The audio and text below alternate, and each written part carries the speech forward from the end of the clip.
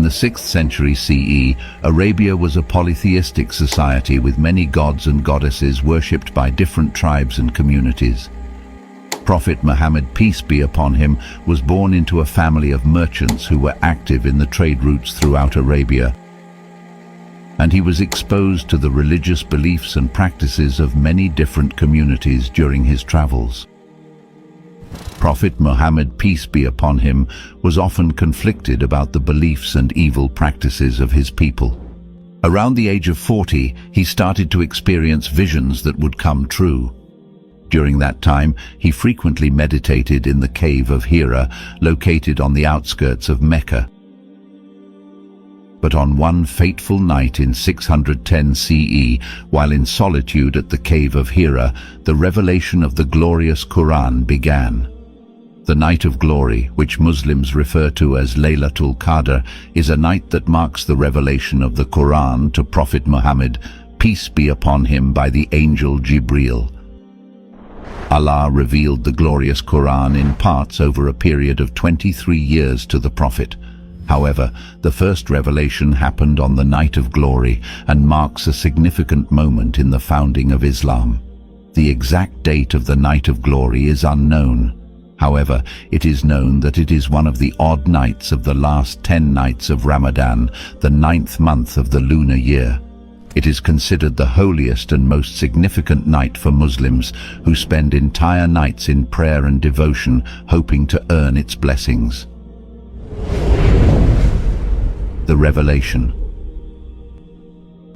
The account of the first revelation was narrated as follows. The angel came to him and asked him to read. The Prophet replied, "I do not know how to read."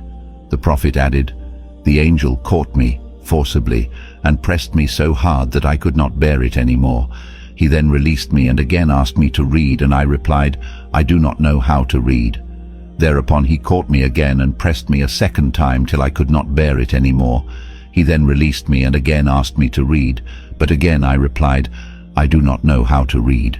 Thereupon he caught me for the third time and pressed me, and then released me and said, 'Read in the name of your Lord who created man from a clinging clot. Read, and your Lord is the most generous, who taught by the pen.' Bukhari." At first, Muhammad, peace be upon him, was confused and didn't understand the experience. After he described what had happened to his wife Khadija, she comforted him and stood by his side. Upon receiving further revelation, he was instructed to convey Islam to his people. However, unlike Khadija, they were not so understanding, and most of them rejected his message. They believed his words would anger their gods and disrupt their prosperous trade routes. Despite this, the people refrained from taking any action beyond harsh words because Muhammad's, peace be upon him, wife held a great deal of influence in Mecca, and his uncle Abu Talib was the chief of the Banu Hashim clan. This provided Muhammad, peace be upon him, with some degree of protection. However, in the year 619 CE, both Khadija and Abu Talib passed away. This became known as the Year of Sorrow. And following his mourning, Muhammad, peace be upon him, and his small group of followers were exposed to physical persecution from the Quraysh tribe that controlled Mecca. Migration, Hijra. In 620 CE, during the pilgrimage season, Muhammad, peace be upon him, met with delegates from Medina and presented the message of Islam to them. Convinced by his words, they accepted Islam and promised to preach it to their people. They hoped to unite the bickering tribes of Medina under the banner of Islam. Their efforts were quite successful, and Islam spread throughout Medina. 2 years later, a group of 73 men and 2 women traveled from Medina to Mecca, about 400 kilometers, to secretly give their pledge of allegiance to Prophet Muhammad, peace be upon him. Upon hearing about the incident and fearing the consequences of Islam gaining ground, the people of Quraysh planned to assassinate him. Allah revealed their plots to Muhammad, peace be upon him, and permitted him to leave for Medina. This journey is known as the Hijra. During his time in Medina, Prophet Muhammad continued to receive visits from Angel Jibreel and shared the divine messages with his growing following. Islam spread far and wide, and it wasn't long before the first Islamic community was established. This model for the Islamic State was based on the principles of sovereignty of Allah, justice, consultation, and accountability. Prophet Muhammad, peace be upon him, led the people of Medina through thick and thin and fostered a strong sense of community and brotherhood among the believers. Prophet Muhammad's return to Mecca. In 628 CE, Muhammad saw in a dream that he, along with his followers, had performed pilgrimage in Mecca. He saw this as a directive from Allah. Therefore, he embarked on a journey to Mecca along with 1,500 followers. The Quraysh tribe did not want them to enter Mecca as it would make the Meccans look weak, so they sent a messenger to Muhammad, peace be upon him, to negotiate with him and sign a 10-year truce. This was called the Treaty of Hudaybiyah, named after the location where it was signed. Hudaybiyah, the turning point. The Treaty of Hudaybiyah was signed between the Prophet Muhammad, peace be upon him, and the Meccans in 628 AD and contained the following terms. 1. The Muslims had to return to Medina this time, but would be allowed to enter Mecca the following year to perform the pilgrimage.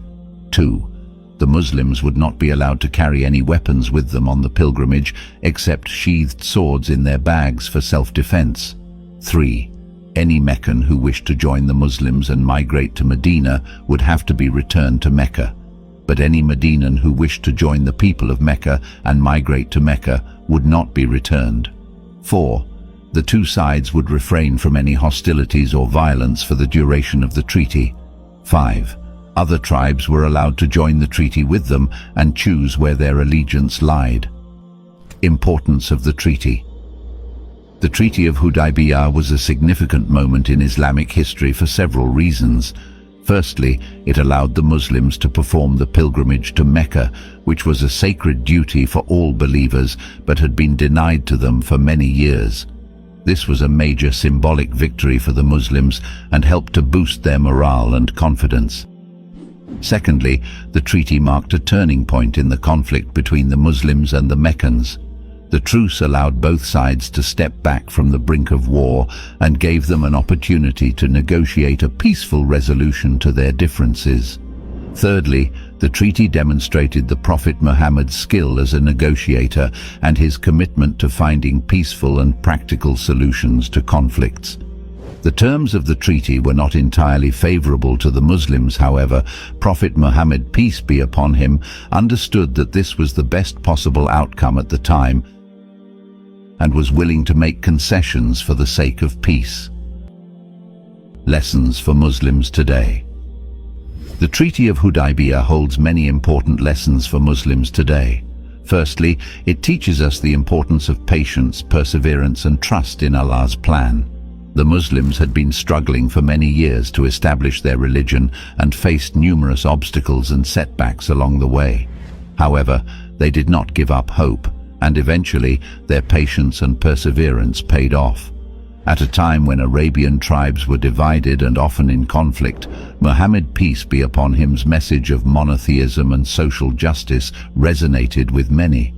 By uniting these tribes under a common religious and political banner, Islam fostered unity and cooperation among its followers. This unifying force is still evident today, as Muslims from diverse backgrounds and cultures find common ground in their shared faith. Expansion of Islam under Muhammad, peace be upon him's leadership. The Muslims achieved a series of military victories. These successes not only expanded the reach of Islam, but also lent credibility to his prophetic claims.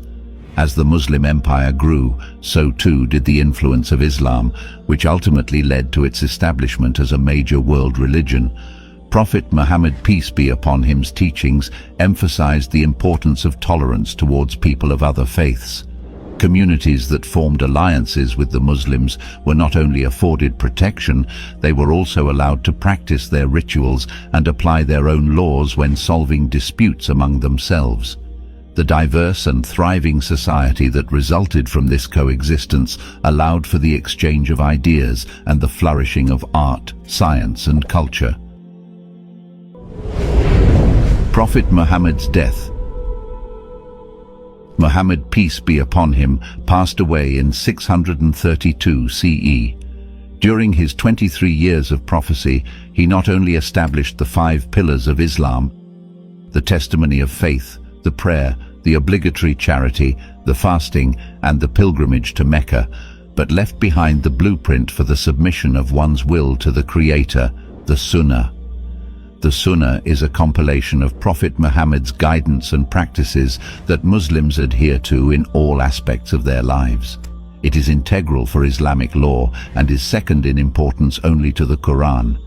Islam has grown to become the second largest religion on earth.